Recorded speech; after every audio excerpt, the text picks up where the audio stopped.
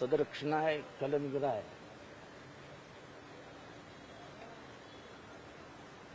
ह्याच्यावरती question mark उभा करणारं वाक्य जेव्हा कोर्ट उद्गारतं पोलिसांनी समजून घ्यावं.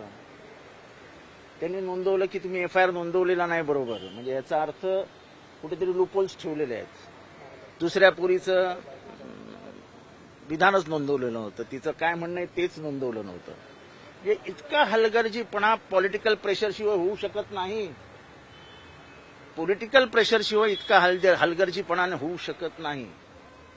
दुसरी गोष्ट, मानसोपचार तज्ज्ञांचं म्हणणं आहे की एका पोरीचं स्टेटमेंट घेतलं आणि तिला नंतर त्या जागी घेऊन गेले. कुठे झालं ते सांग. 3.5-4 वर्षाची पोरगी, तिला काय आठवणार, तिची मानसिक परिस्थिती काय असेल. तिला ह्या ट्रॉमामधनं बाहेर येण्यासाठी सायकेट्रिस्टची ट्रीटमेंट लागणार आहे.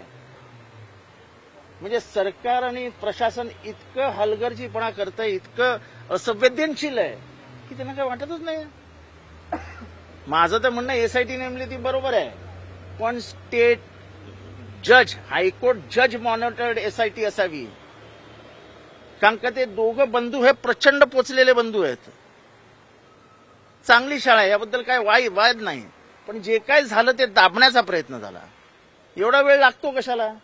मोहिनी जाधवची याचिका, पत्रकार, तिला एखादा म्हणजे समाजसेवक, तिथला नगराध्यक्ष विचारतो, तू तर अशी बातम्या देतोस जणू काय तुझ्यावरच रेप झालंय. अरे ही काय भाषा झाली का.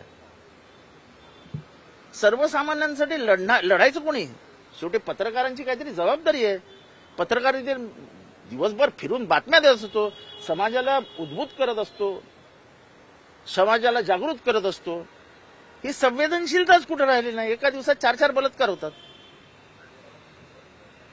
असंवेदनशील सरकार, कुठल्याही मानवी भावना नाहीयेत आणि विकृतीला पाठीशी घालणारं सरकार, असं या सरकारचा एकंदर चेहरा मांडलाय. कसली माझी लाडकी बहीण, माझी लाडकी सुरक्षित बहीण अशी योजना सुरू करा. बायका पोरी बाहेर येऊन ओपनली सांगतायत सुरक्षित योजना काढा, आम्हाला सुरक्षा पाहिजे. सर्वात महत्वाचं, काल तुम्ही पूर्ण शाळेभरच्या प्रिन्सिपलना विचारला काय अवस्था होती. सगळे पेरेंट्स आपापल्या मुलींना घ्यायला आले होते वेगवेगळ्या शाळांमध्ये, आणि प्रिन्सिपलला फोन जातात आता की आमची मुलगी जोपर्यंत आमच्या हातात येत नाही तोपर्यंत तिला शाळेच्या बाहेर सोडू नका. आता ह्याच्यातला दुसरा परिणाम काढा की नोकरी करणाऱ्या आईची काय परिस्थिती होत असेल. अरे कमीत कमी आई म्हणून तरी या महाराष्ट्राकडे बघा. ही आपली आई आहे. एखाद्या आईच्या भावना काय असू शकतात. 3 वर्षाच्या पोरीवरती तुम्ही नोंदवायचा, तिला 13 तास बसवून ठेवलं.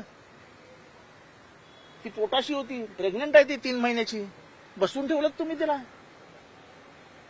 आणि काय कारवाई केली तर म्हणे आम्ही काढून टाकलं त्या शितोळेबाईला. अहो शितोळेबाई जर बोलायला लागली तर खूप काही उघड करेल ती. हे जे प्रकरण आहे ते महाराष्ट्राला मान लाजेने खाली घालावी लागणारी गोष्ट घडलेली आहे. आणि मला वाटतं की हे म्हणजे उद्याचा परवाचा जो बंद आहे तो मला वाटतं जनताच करून टाकेल. सर, हा जनतेचा बंद असेल. सर, कोर्टाने आज सुमोटो याचिकेवरती म्हणताना देखील सांगितलं की खरं तर वीरेंद्र सराफ जे महाधिवक्ता आहेत त्यांना प्रश्न उपस्थित केला की SIT स्थापन झाली आहे, ते SITने दुसऱ्या मुलीचं स्टेटमेंट रेकॉर्ड केलंय का म्हणून, परंतु अद्याप देखील दुसऱ्या मुलीचं स्टेटमेंट जे आहे ते SIT कडनं रेकॉर्ड. त्या मुलीला पोलीस स्टेशनला बोलवण्यापेक्षा तिच्या घरी जाऊन स्टेटमेंट घेतलं तर तुम्हाला काही त्रास होणार आहे का. म्हणजे तुम्ही पोरीला पोलीस स्टेशनला बोलवता, तिला त्या जागेवर घेऊन जाता. अरे तिची मानसिक अवस्था तर बघा काय असेल. कशाचीच काही पडलेली नाहीये, कोणाचीच काही पडलेली नाही. तिथे विद्यार्थी बसलेत पुण्यात, त्याचीही काही पडलेली नाही.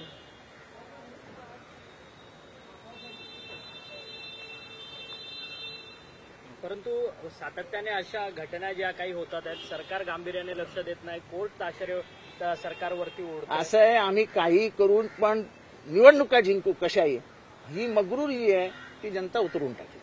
मोहिनी जाधवच्या बाबतीत पण तुम्ही एक ट्विट केलेलं आहे की मोहिनी जाधव ज्यावेळेस मोहिनी जाधवची कंप्लेंट झाली, माझ्यासमोर कंप्लेंट झाली. तर दुसऱ्या मुलीच्या वडिलाचा जबाब काल मध्यरात्री नोंदवण्यात आला.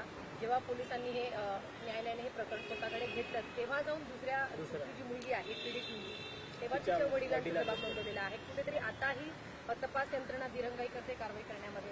यावरून तपास यंत्रणेवरती प्रचंड दबाव आहे. शाळेवरती कारवाई करू म्हणजे कोणावर करू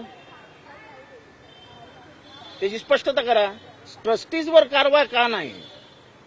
ज्यांनी मध्यस्थी करून हे प्रकरण दाबण्याचा प्रयत्न केला त्या ट्रस्टीजवर कारवाई का नाही?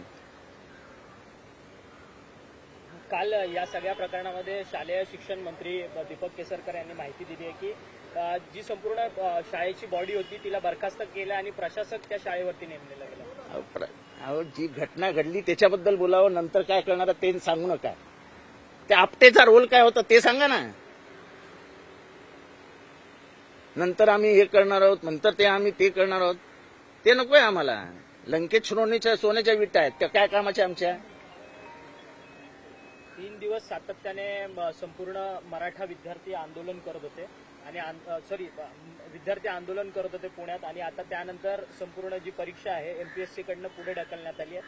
अद्याप देखील तारखा जाहीर करण्यात आलेला नाही. 3 दिवस इतका उशीर. अहो, गेले काही वर्ष एमपीएससीनी एवढे घोटाळे करून ठेवलेत.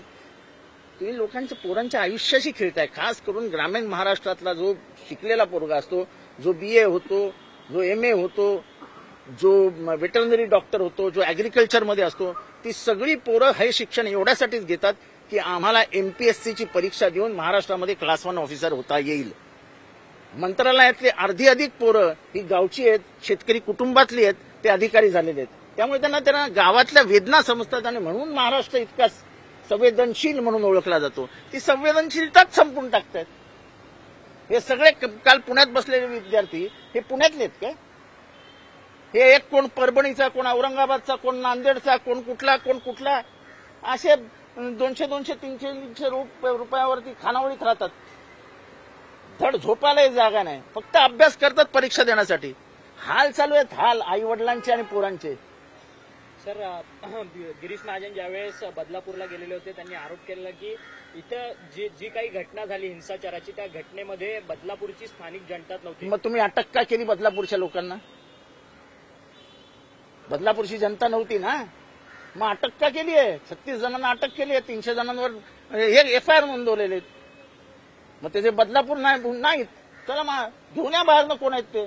नुसतं बोलून समाजाला संभ्रमित करून ठेवायचं की नाही ते बाहेरनं आले होते, त्यांनी दगडं पण आणली होती, त्यांच्या गाडीमध्ये गोण्या भरून दगडं होती. हे बोलायला फार सोपं आहे. पकडले तर बदलापूरचीच लोक. आपण त्या संदर्भातले आता अधिकृत पुरावे समोर आलेले आहेत. जे काही 22 जणांना अटक केली आहे त्या सर्वांचे पत्ते वगैरे राहणार आहेत ते कुळगाव आणि बदलापूरच्याच आसपास. तेच सांगतो ना तुम्हाला. मग कुळगाव आणि बदलापूर काय वेगळं आहे की काय?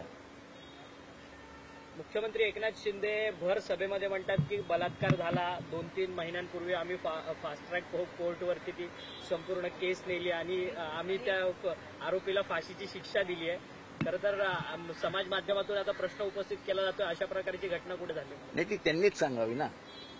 असं आहे की ते बोलले, त्यांनीच आता महाराष्ट्राला सांगावं फाशी कधी झाली, कुठे झाली आणि कुठल्या खटल्यात झाली. आपण कशाला त्याच्यावर आक्षेप घेऊ? मुख्यमंत्री बोललेत. तुम्ही गेल्या काही दिवसांपासून अनेक ट्विट करतात आहेत की वनजमिनी ज्या आहेत त्या काही आमच्या इथे वनजमीन एका खासगी मालकाने महाराष्ट्र राखीव वने म्हणजे protected forest, Sanjay Gandhi national park मधलं फॉरेस्ट, याचे नकाशे बदलून सगळे उद्योग करून चॅरिटी कमिशनरनी परमिशन पण दिली. त्याच्या आधी चॅरिटी कमिशनरच्या हातात असताना वनजमिनीचा 7/12 असताना नवाकाळला नोटीस पण येते.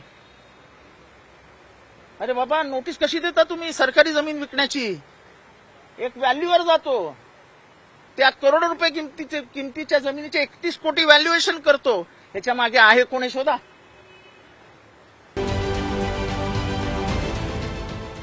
देश विदेशातील प्रत्येक घडामोडींचे लाईव्ह अपडेट मिळवण्यासाठी आता साम टीव्हीच्या सर्व सोशल मीडिया प्लॅटफॉर्मला लाईक, फॉलो आणि सबस्क्राईब करा. तसंच सर्व नोटिफिकेशनसाठी बेल आयकॉन प्रेस करायला विसरू नका.